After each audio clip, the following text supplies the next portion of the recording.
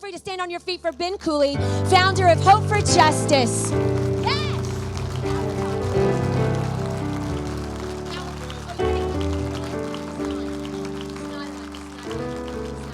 Now it's on. It is on. There we go. Awesome. So good, so good. Could you just keep on standing if you can? It's so good to be here. Illinois, without the S. I know you might be sensing right now, this guy, he's not American, is he? I'm not, I'm British. We've just left Europe. How amazing is that? Thank you guys, I appreciate it. But it's so good to be here. You know, one of the things about England, right? What I love about England is that we have a queen, right? I don't know if you know that we have a queen. You can keep on playing. I'm going to enjoy this. Don't worry. It's all good. We're gonna get to know one another, me and you. Queen of England, right? When the Queen of England, when she walks in the room, right? What people do is they either stand or they kneel. They never sit.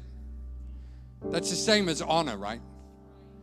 Honor never sits.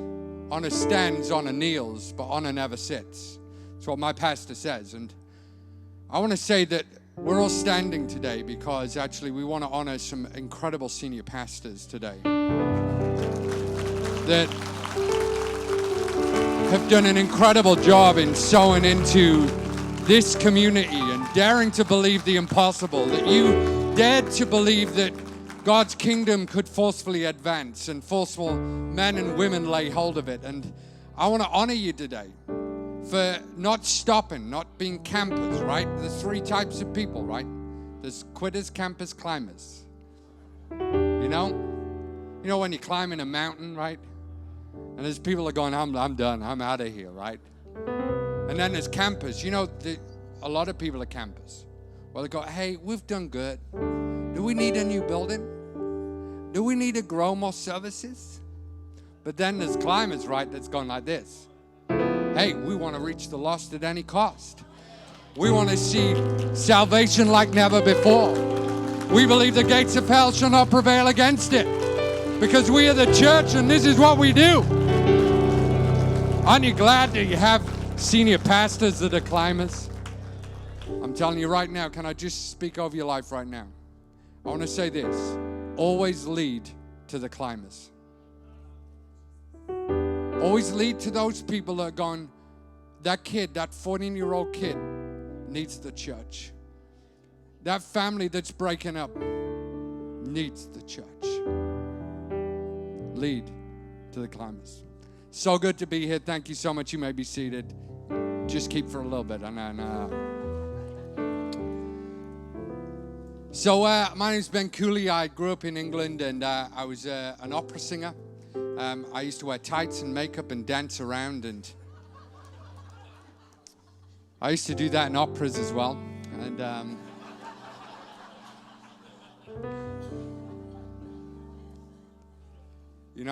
here now to make America great, Britain again. And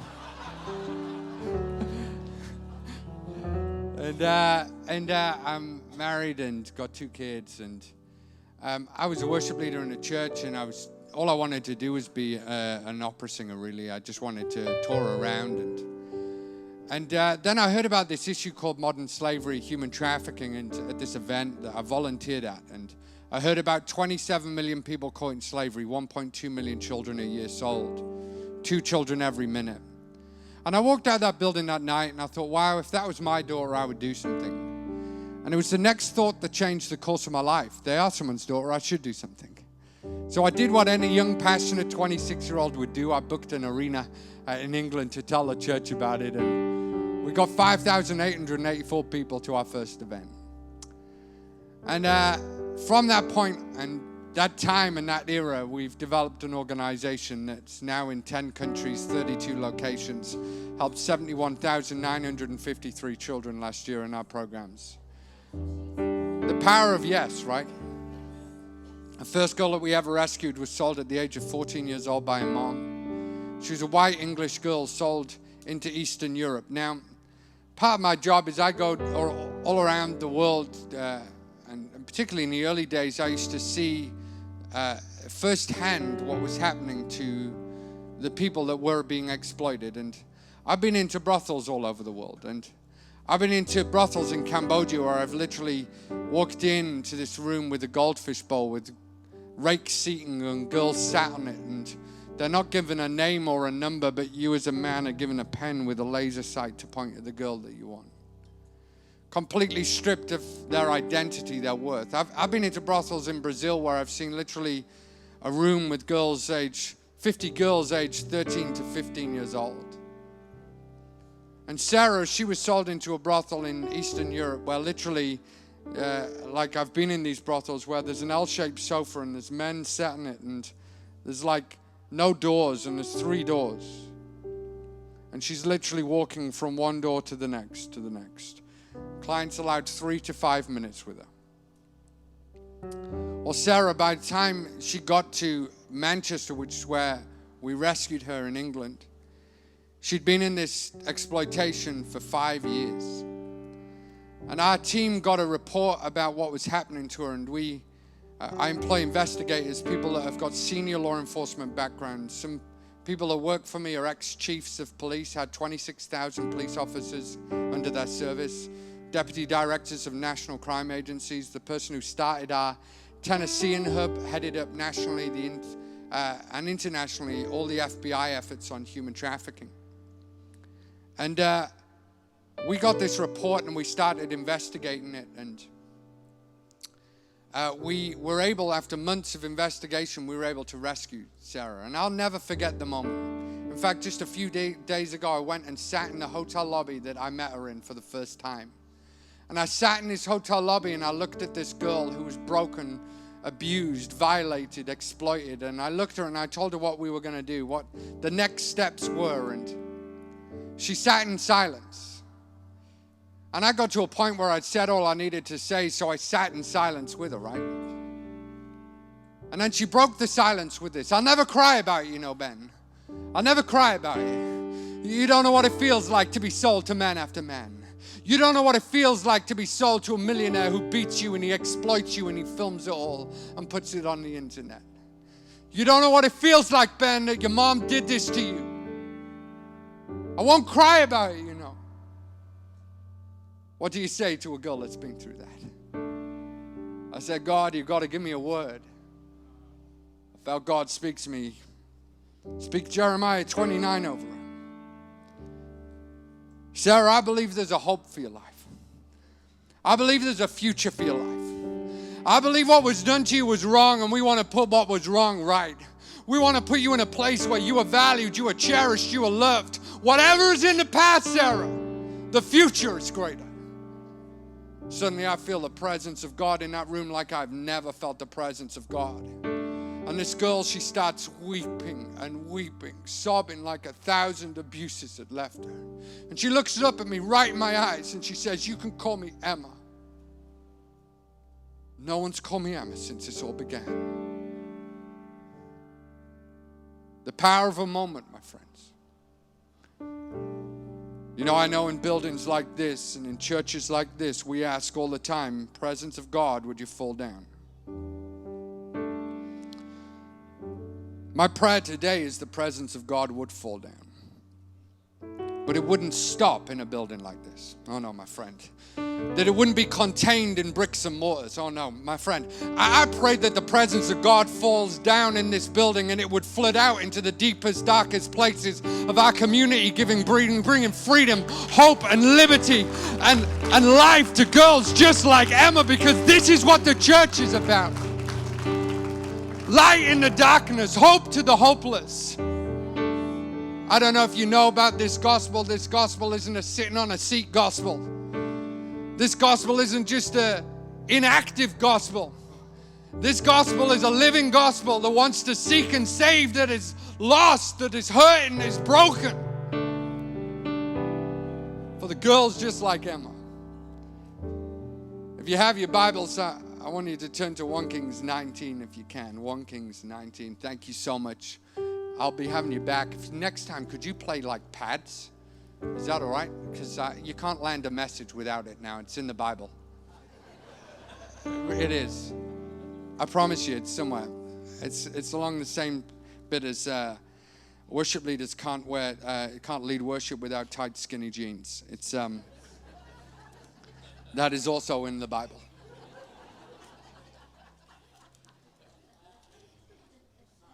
So 1 Kings 18.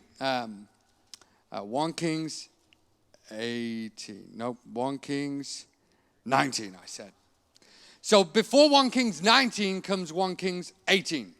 And I know that you're thinking, wow, this British guy is really clever. I know. We do math. I'm not lying. We do math.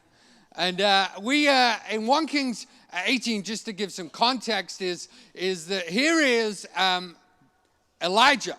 And Elijah, gets challenged by the prophets of Baal. And they are challenging him on his God and saying his God isn't the real God, that their God is the real God and his God is not the real God. And so, he got challenged. And we get challenged all the time in our life. What are we giving our time to? Why are you giving your time on Sunday morning?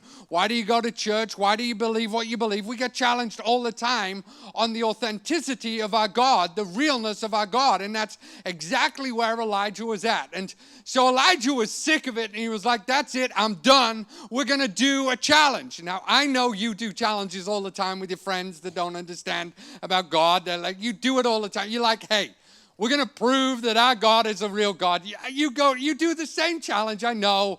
Where, you know the challenge where you get the sticks out and you ask God, the real God, to set the sticks on fire. It's my go-to challenge. I know it's your go-to challenge as well. We do it all the time. It's pretty much, it's standard, isn't it? But let's just, if we can, explore it, the first challenge, and then you guys can share your stories later on social media about what you've done.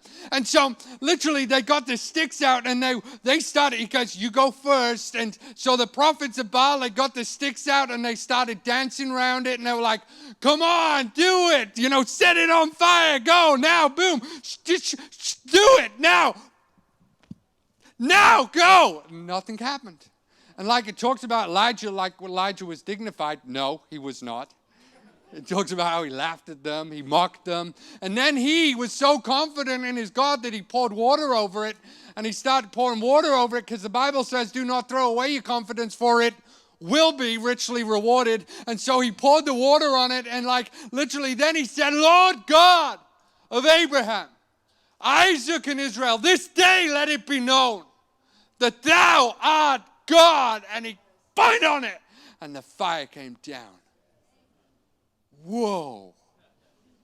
Dude, we all read these stories and we go, yeah, the fire came down. But can you imagine if I did it right now?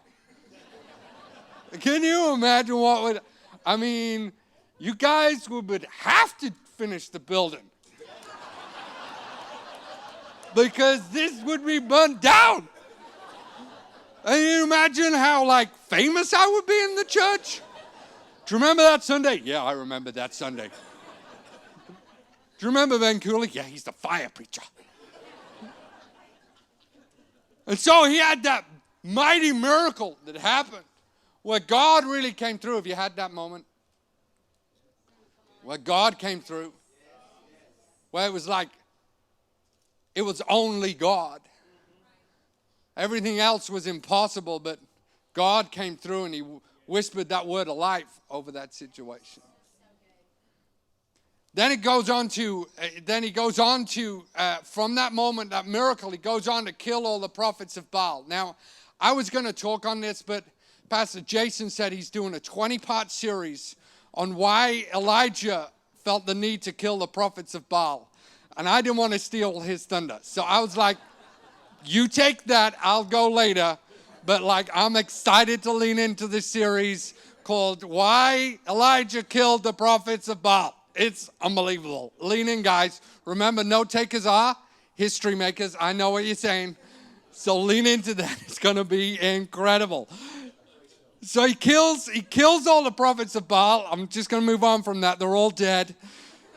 None of them are alive. Bar one, Ahab, he kept, again, he's going to explain why Ahab was survived.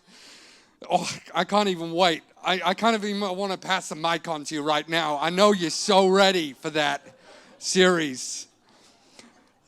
Invite your friends, guys. Seriously. We're going to sell it. It's going to be a number one. It's going to be Times bestseller. Turn it into a book.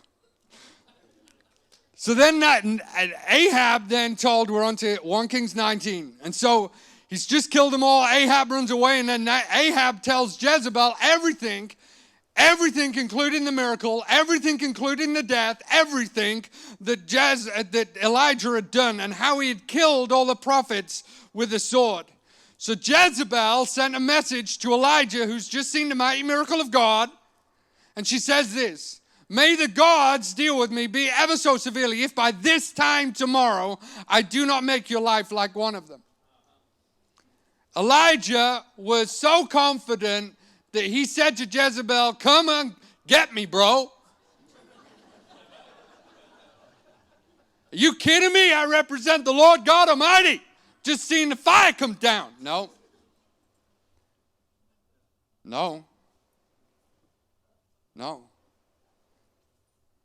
See, Elijah was afraid. He ran for his life. And when he came to Bathsheba in Judah, he left his servant there. He isolated himself. He went on alone. And he came to this broom bush and he sat under it and he prayed that he might die. I've had enough, Lord. Some translations say, it is enough.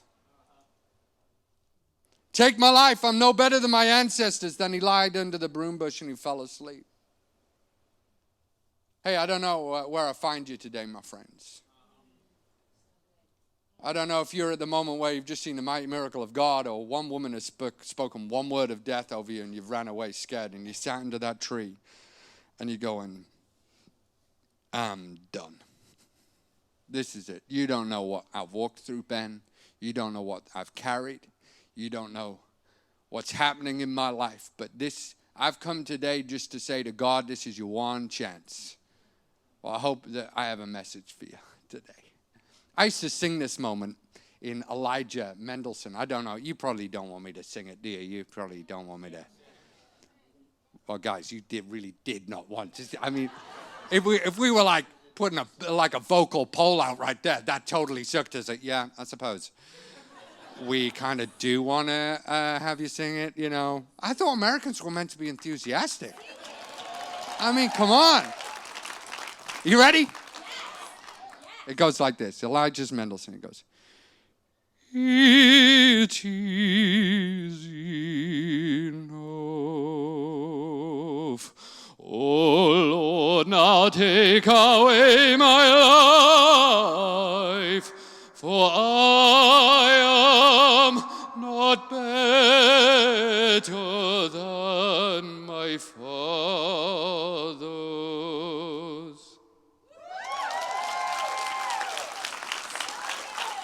Have you ever said that to God? Have you ever said, I'm done. I can't carry them. It's not my... what are you asking me to... Ask someone else, God. I can't carry it. Well, I hope I have a message to help you today. You know, we're all on a journey. I don't know if you know you're on a journey. I don't know where your journey is leading to, but we all want to get to a destination, right? I don't know what your destination is, what your vision is for your life. But if you don't have one, can I suggest that you get one? Because the Bible says where there is no vision, people cast off restraint. That means they give up. But the opposite to that is where there is vision, people flourish, right? This is why this church is flourishing, because of the vision, right? There's a vision for your life. What's your vision for your life? You know, my vision is this, right? I don't want to live in a world where children are exploited, where they're sent down cobalt mines in Congo so that we can have our iPhones. I don't want to live in that world. I don't want to live in a world where women are forced to service man after man, night after night, town after town. I don't want to live in that world. I don't want to live in a world where men are forced to work against their will in backbreaking, grueling hours, when all they wanted was to provide for their families, but instead they were left with insufferable pain and anguish because they've been tortured, exploited. I don't want to live in that world. I want to live in a world where children are free to play, that they are told that they are a message to the future. I want to live in a world where women are valued, cherished, loved, and told that they are glorious. I want to live in a world where men can provide for their families and be upstanding. I want to live in a world free from slavery. Where's your destination? And we all have a journey to get to. And I was on a journey a few years ago. Me and my friends, we were getting around. We were just about to, we called some of our offices after some of the people that we rescued. And the first office that we sent out of our headquarters was called Emma's Hub, after the first girl that we rescued, Emma. And we were going to launch our second hub, our second rescue center, and we were going to call it Zoe's Hub, Zoe's Rescue Center. And some of us were gathering around the table, around my dinner table. We were like, how are we going to fund it? It's like $350,000, $400,000. How are we going to do it? And like some people were like going around, we said, oh, what should we do? What should we do? What should we do? One guy said, we should do a marathon. And I was like, no. Marathons are from the devil. That is in the Bible. Definitely. And if not, Lord, it should have been. Don't strike me down. I was just joking. And then like someone said we should do a cake sale, you know. Because I can eat cake like a champ. I just want you to know that. And then someone said, well, we should cycle the whole of length and breadth of England, right? And like it's called John O'Groats to Land's End to John O'Groats. And I was like, everyone does that, man. We should definitely not. Everyone does that. And then I had this idea, hey, why don't we cycle Zoe's journey? And Zoe was trafficked from Latvia to Southampton. And I was like, we should do it, right? We should absolutely like cycle from Latvia to Southampton. Now at that point in time, my friends, I thought Latvia was next to France. It's not. It's next to Russia. And that's a whole continent away. I thought it was like 200-300 miles. Oh no, it was 2,715. That's awesome. And like, I know you look at me right now going, you're really fit. No, I'm not. And so it turns out it was more miles than the Tour de France in less days. And I remember finding that point out on live TV because a lot of the people that we were doing were like national celebrities in England. And I was on live TV and they were interviewing all the celebrities, and then they asked me the question. They said, Ben, like you're the CEO of the charity that they're cycling for, you know, you're cycling more miles than the Tour de France in less days. How does that make you feel? I was like, I'm what? More miles than, no, I heard you. Well, it makes me feel sick. That was my answer. It was a great moment on TV. So we got sponsored and we started giving like $18,000 bikes, and we were like giving like Lycra and, you know, stuff like that. And can I just say something about Lycra? Would you mind? I think it's right and fair that I say it, because some wives in this place are like, they're looking at their husbands, they're called mammals. You know what I mean? Middle-aged men in Lycra.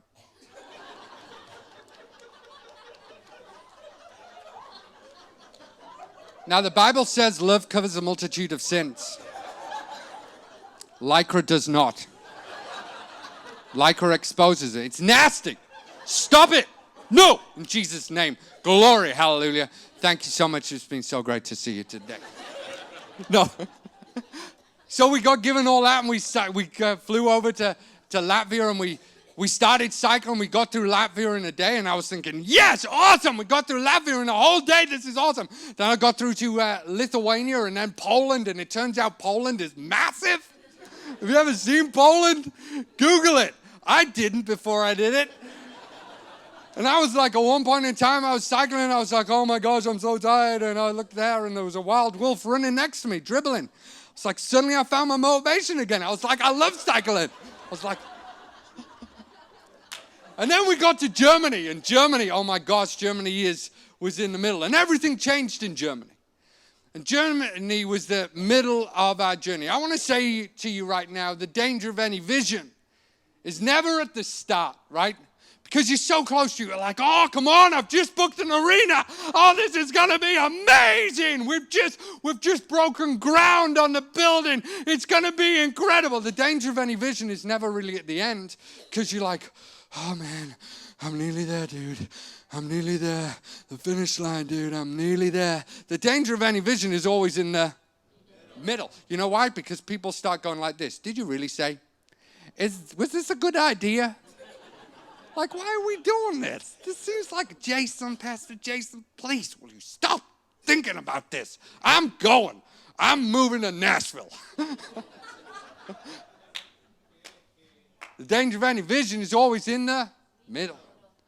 And that was Germany for me. And I went around the corner and literally everything changed. And I remember this cycling into the country and literally went around this corner. And I suddenly saw what I can only describe as a mountain. And I said, we stopped for lunch at the bottom of it. And I said to the guy who was in charge of the route, I said, hey, how you doing? We'll be going round the mountain. Won't we? There's a road round that, isn't there? He said, no, we're going over it. I was like, cool. And at that point in time, the cameraman came and pointed the camera at my face and he said, Ben, just tell me what's going on in your heart. I was like, you don't want to know what's going on in my heart. It's nasty thoughts. He said, Ben, tell me what's on your heart. I was like, no, I don't think you do. He said, go and tell me. So he pointed the camera in my face. The camera was there. The mountain was there. He said, tell me. I was like, the only thing I could do, church.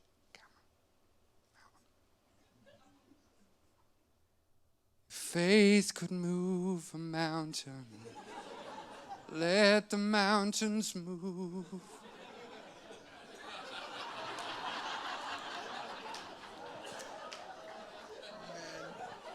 Try it with a Darlene check move. If faith can move a mountain, let the mountain. Do you know I learned something in that moment? God doesn't always move the mountains. Sometimes he defines you by them. Because God wants you to realize you are stronger than you think you are. There's so many people that are sat at the bottom of a mountain, a problem. Let's see mountains as problems right now, as a challenge, as a burden. So many Christians are sat at the bottom of their burden and they are saying, God, would you move it? But sometimes God wants you to realize you are stronger than that. That he that is within you is far greater than he that is in the world. Let's change that. He that is within you is far greater than that mountain. He that is within you is far greater than that trouble. He that is within you is far greater than that problem. Sat at the bottom of a mountain. You know that power of a thought, right? I don't know what you're rehearsing in your thoughts, but the Bible says, as a man thinks in his heart, so he is. There's something so powerful, potent about your thought process. Your thinking affects your attitude, and your attitude determines the course of your life. The power of your thoughts. I want to ask you today, what are you rehearsing on your journey? Are you rehearsing, I can't do this? I'm not able. Are you rehearsing other people's thoughts over your life? That teacher that said something, that mother that spoke that word, that moment in your life that harmed you, scarred you, marred you.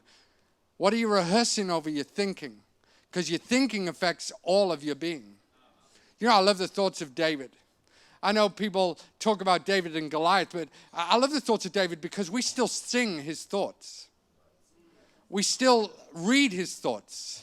Like, here's a man that spent, as a shepherd boy, spent time dwelling on the thoughts of the Most High.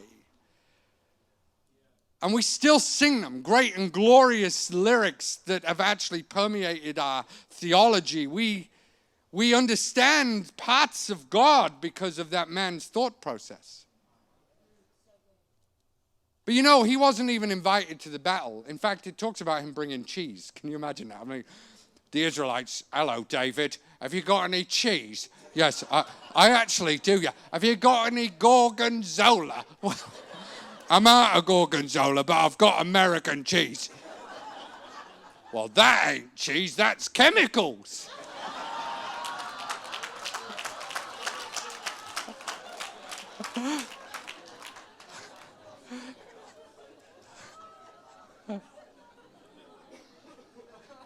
See, all the Israelites, they were going and they were saying that Goliath, he's strong, he's mighty, he's tall, he's undefeated, all of which are true. Was he tall? Yes. Was he strong? Yes. Was he mighty? Yeah, he was. Was he undefeated? Absolutely. But David had a different perspective. Why? Because it came through his thinking. Because David spent his time with the Most High on his knees, worshiping. And he started seeing the reality beyond the reality. Because when he saw, he said these words, "Who is this Philistine anyway, that he is allowed to defy the armies of the living God?"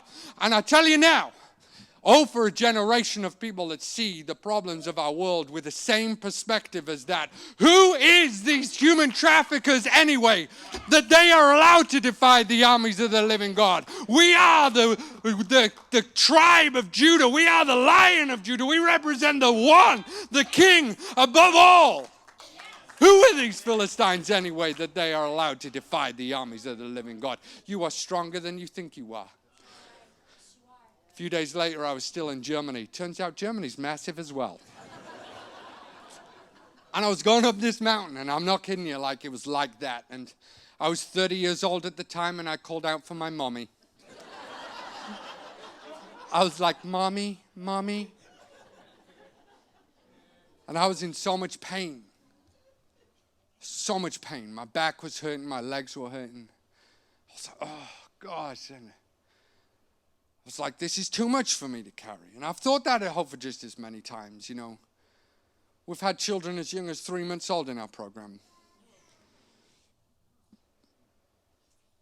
We just this last week just rescued kids from an Islamic terrorist group. And what they've just done to these kids, I just can't even describe what they've done to them.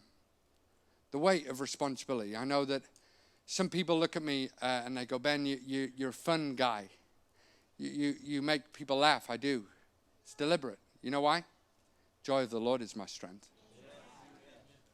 You know, I know we sing a song right now of "This is how we fight our battles," but I fight it with a smile on my face. Just because I fight darkness doesn't mean I have to become it.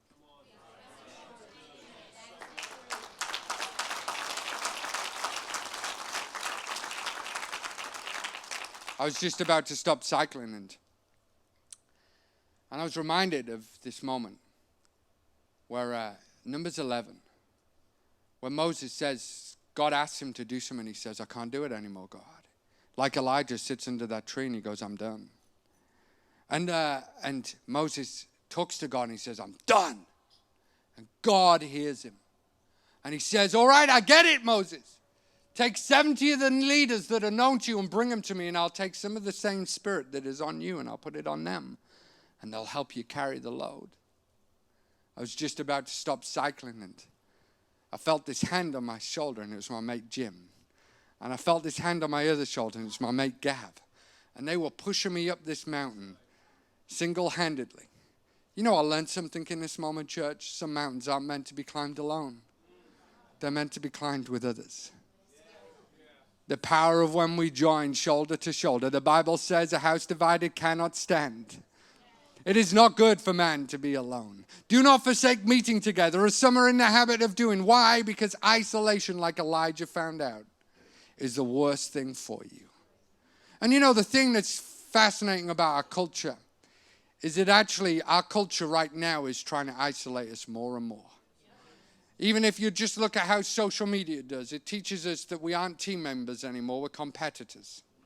You start looking at other people's lives and comparison sets in. And we know that comparison is the thief of all joy.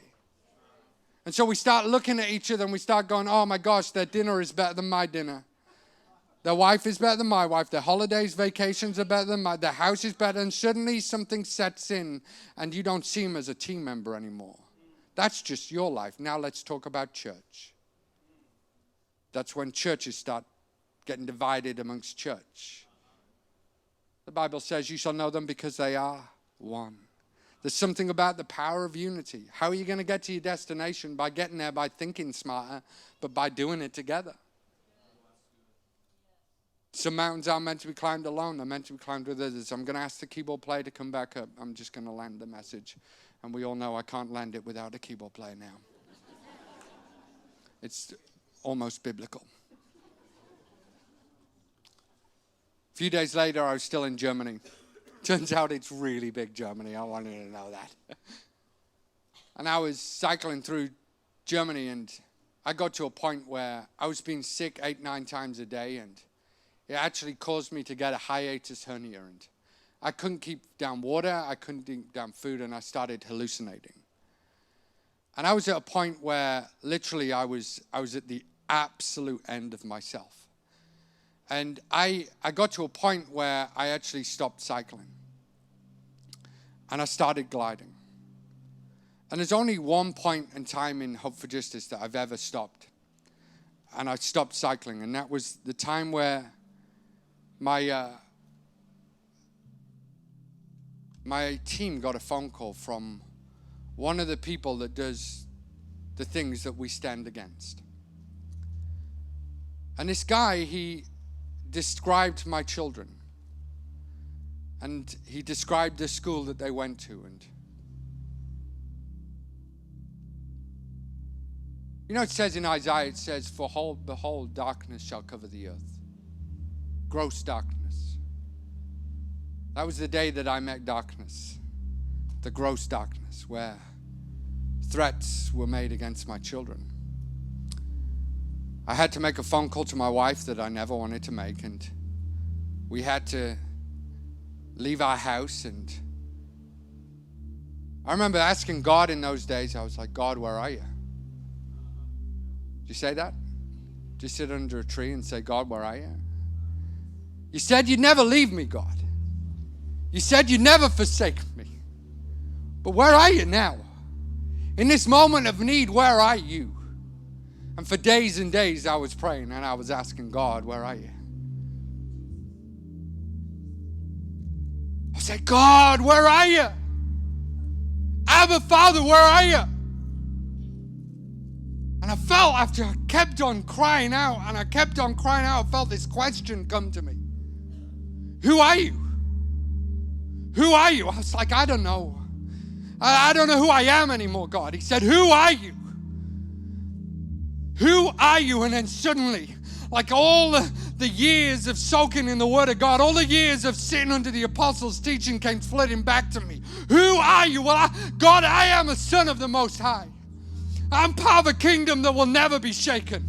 I represent the Alpha and the Omega, the beginning and the end. I represent the eternal I am. I represent Yahweh. I represent Jehovah Shammah, the Lord who is present. I represent the warrior. I represent the king, and that the gates of hell shall not prevail against him."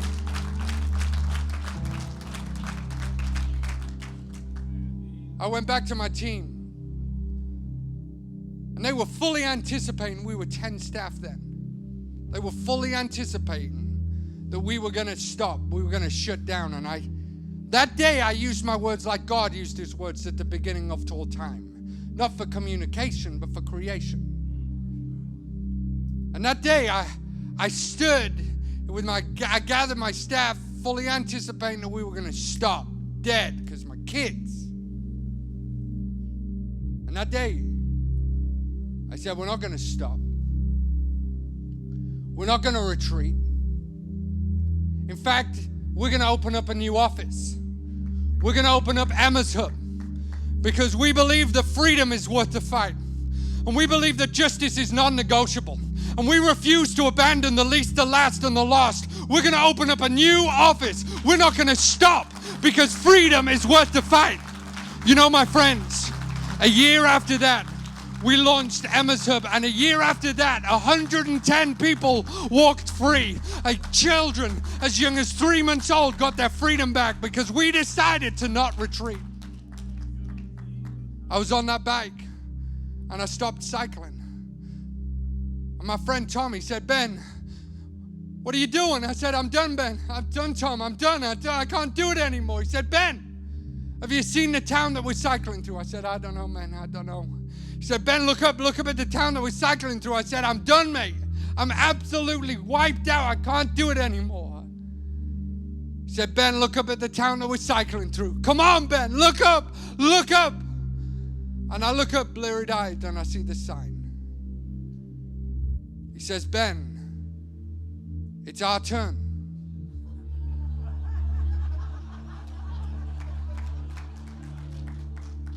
It's our time and our turn. Don't you dare forget who you're cycling for. You're cycling for the Emmas, for the Zoes, for the Maddies. You're cycling for the Edwards. You're cycling for people that are not yet free because we want to live in a world free from slavery. This is our destination. This is our mission. This is our calling. This is where the kingdom lives. I've come all the way from England to tell you, you are stronger than you think you are.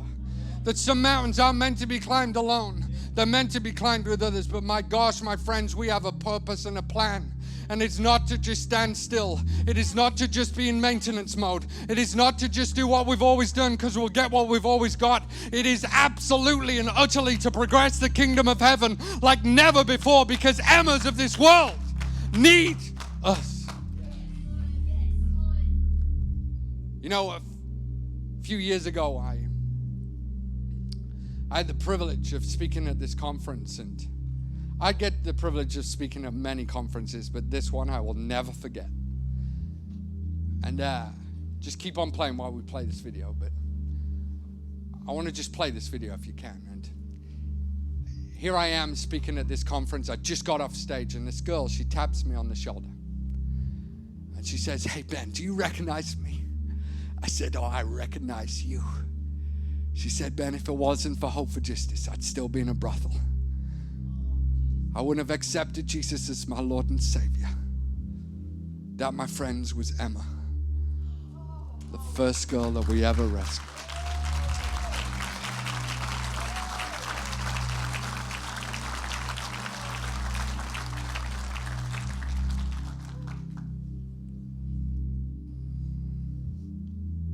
Oh, the overwhelming, never-ending, reckless love of God. The love of God. The love of God. Let's sing that just now. Oh, the overwhelming, never-ending, reckless love of God.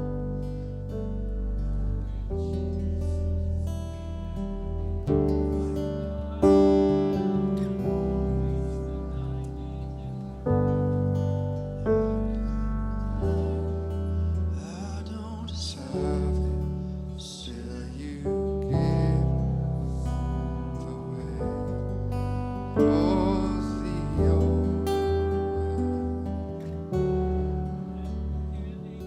reckless.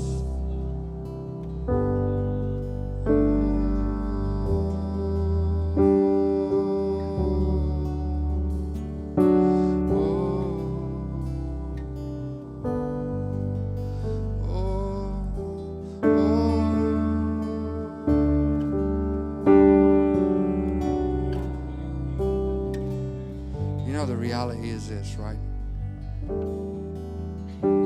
You might be an Emma in this room right now, that you need seeking, that you need saving.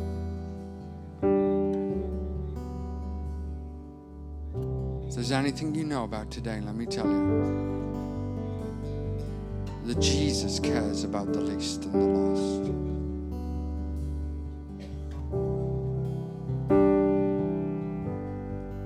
Oh, the overwhelming,